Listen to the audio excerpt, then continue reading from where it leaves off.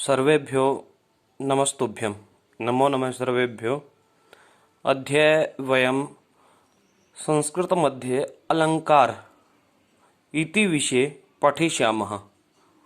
सर्वप्रथम तु अस्माकं मनसि प्रश्नो अयम् उत्पद्यते यत् किं भवति अलङ्कारः। अलम पूर्वक क्री धातु से घय प्रत्यय करने से अलंकार शब्द निष्पन्न होता है, जिसका अर्थ है आभूषण। अलंकरोति ही इति ही अलंकारः अथवा अलंक्रियते अनेन इति अलंकार है। इन व्युत्पत्तियों के आधार पर अलंकार का अर्थ है जो अलंकृत अथवा सुशोभित करता है, उसे अलंकार कहते हैं। अलंकार काव्य की शोभा को बढ़ाने वाला एक महत्वपूर्ण तत्व है। यदि हम अलंकार का शाब्दिक अर्थ देखें तो अलंकार का शाब्दिक अर्थ है आभूषण।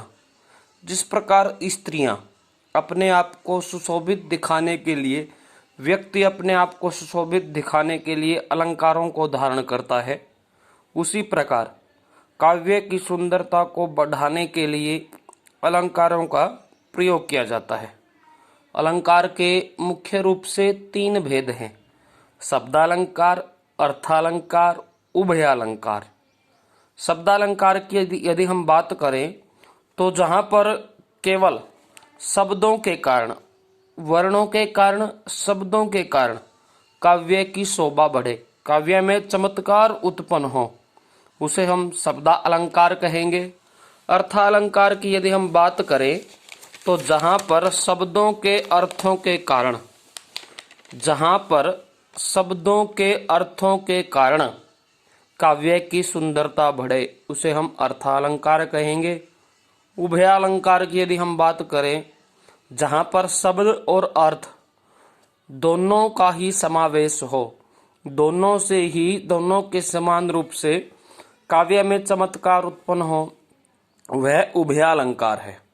तो अर्थालंकार का जो सबसे पहला भेद है, और हमारी 12वीं हिंदी और संस्कृत के पाठ्यक्रम में जो पहला ही अनुप्रास है अलंकार है, अनुप्रास अलंकार है। यदि हम संस्कृत में कहें तो अनुप्रास शब्द साम्यम वैषम्ये अपि संरक्षयत्।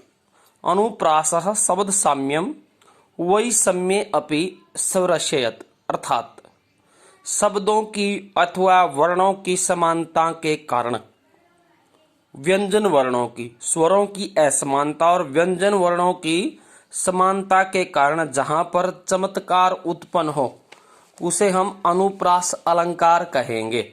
अर्थात जहाँ पर व्यंजन वर्णों की पुनः पुनः आवृत्ति हो, वो अनुप्रास अलंकार है। अनुप्रास अलंकार को जानने से पहले हमारे लिए व्यंजनों को जानना अति आवश्यक है। यदि हम हिंदी वर्णमाला की बात कहें तो 33 व्यंजन हैं। कैसे, मैं तक, य, र, ल, व, स है। अब बता देता हूं मैं। 5 वर्ग हैं: कवर्ग, चवर्ग, ट्वर्ग, त्वर्ग, पवर्ग। क, ख, घ, घ, अंगा, च, छ, झ, झ, ज्ञ, ट, ठ, ढ, ढ, अण, त, थ, ध, ध, न और प, फ, भ, भ, म। स्पर्श व्यंजन जिनको कहा जाता है 25 हैं: य, र, ल, व। अंतस्थ व्यंजन जिन्हें कहा जाता है 4 हैं: स, स, ह। ऊष्म व्यंजन जिनको कहा जाता है वो भी 4 है। तो इस प्रकार 33 व्यंजन हैं। उन 33 व्यंजनों में से किसी एक व्यंजन वर्ण की किसी काव्य में बार बार आवृत्ति हो तो वहां पर अनुप्रास अलंकार होगा। यथा ललित लवंग लता परिशीलन, कोमल मलय समीरे, मधुकर निकर करम्बित कोकिल कुंजित कुंज कुटीरे। तो यहाँ पर यदि हम देखें, ल की और कै की बार बार आवृत्ति हुई है, इसीलिए यहाँ पर अनुप्रास अलंकार है। हिंदी परिभाषा की यदि हम बात करें, हिंदी भाषा की यदि हम बात करें तो हिंदी में अनुप्रास की परिभाषा होगी। यहाँ पर संस्कृत में लक्षण और उदाहरण होते हैं, उसी प्रकार हिंदी में परिभाषा और उदाहरण होते हैं। हिंदी में यदि हम परिभाषा की बात करें जहां एक व्यंजन वर्ण की बार बार आवृत्ति हो वो अनुप्रास अलंकार है। उदाहरण की यदि हम बात करें, अनेकों उदाहरण हैं। रघुपति राघव राजा राम, यहाँ पर र की पुनः पुनः आवृत्ति है, रघुपति राघव राजा राम, तो यहाँ पर अनुप्रास अलंकार है। तरणी तनुजा तट तमाल तरुवर बहु छाए, तरणी में तय है, तनुजा में तय है, तट में तय है, तमाल में तय है, तरुवर में तय है, तो यहाँ पर अनुप्रास अलंकार है। अनुप्रास के 5 भेद हैं, परंतु हम गहराई में नहीं जाएंगे, पाठ्यक्रम में भेदों का कोई वर्णन नहीं है, अनुप्रास अलंकार का ही वर्णन है। तो ये अनुप्रास अलंकार है। उसके बाद यदि हम बात करें, दूसरा अलंकार जो आता है वो है यमक।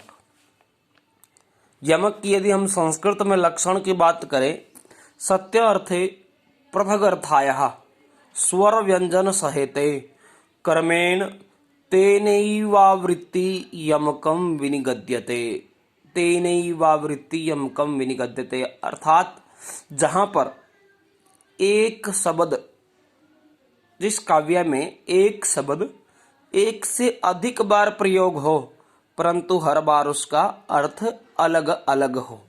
यदि हम संस्कृत उदाहरण की बात करते हैं, अस्ति यद्यपि सर्वत्र नीरम नीरज रजितम नीरज मंडितम रमते नैव मरालस्य मानसम मानसम बिना।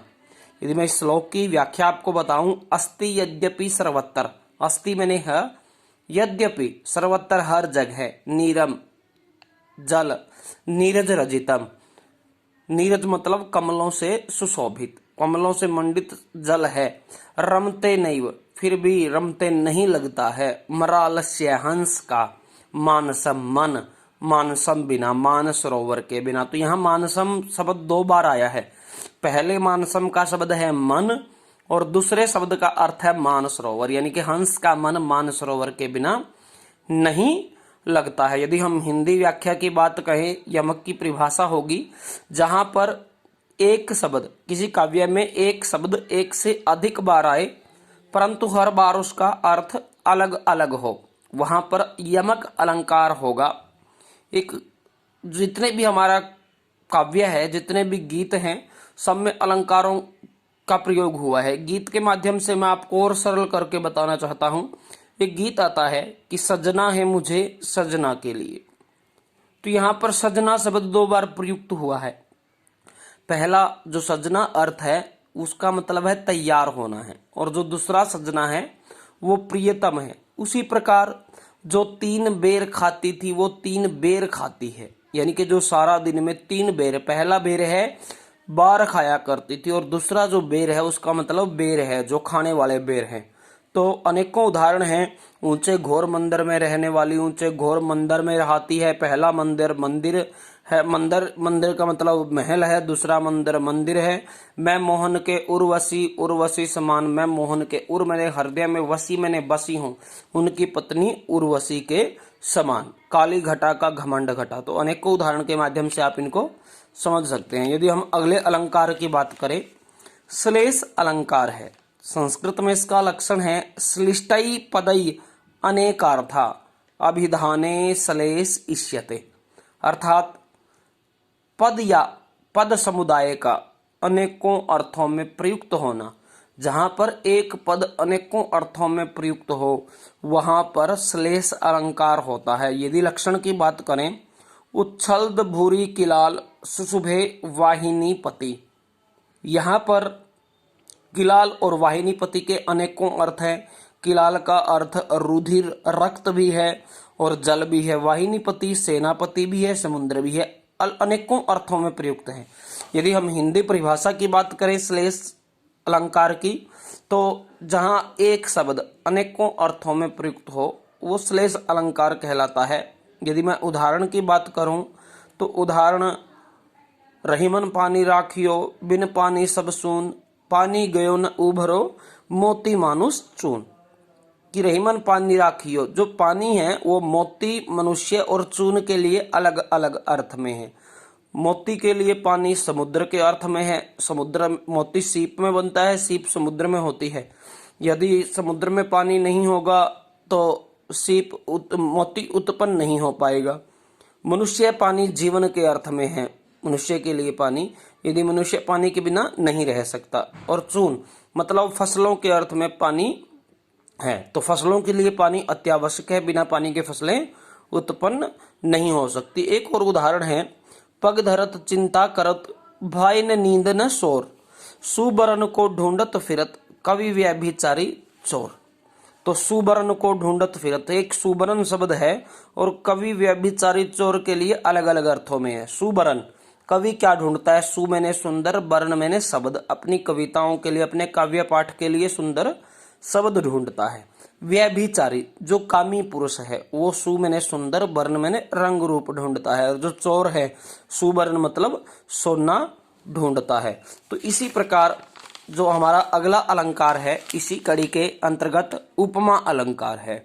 साधर्म्यम उपमा भेदे, यदि हम लक्षण की बात करें संस्कृत में, साधर्म्यम उपमा भेदे, यानी कि जहां पर उपमेय और उपमान में अभेद दर्शाया जाता है, या तुलना का जहां पर भाव होता है, जहां साधारण और एक लोक प्रचलित वस्तु की तुलना एक अद्भुत वस्तु से कर दी जाती है, तो वहां पर उपमा अलंकार होता है। यदि हम उदाहरण की बात करें, मुखम कमलम इव मनोज्ञम, यानी कि मुख जो है कमलम इव कमल के समान, मनोज्ञम मन को हरने वाला है। यदि हिंदी में हम इसकी परिभाषा कहें तो जहां उपमेय और उपमान में अभेद दर्शाया गया हो, तुलना की गई हो, वहां पर उपमा अलंकार है। और इसके उदाहरण की यदि हम बात करें उपमा अलंकार की, मैया मैं तो चंद्र खिलौना, ये नहीं है कि ये चांद सा रोशन चेहरा, यदि हम गाने के माध्यम से बताएं, ये चांद सा रोशन चेहरा, यानी कि चेहरे की तुलना चंद्रमा से कर दी गई है, सामान्य वस्तु की तुलना एक लोक प्रचलित वस्तु से कर दी गई है। धन्यवाद, फिर मिलेंगे।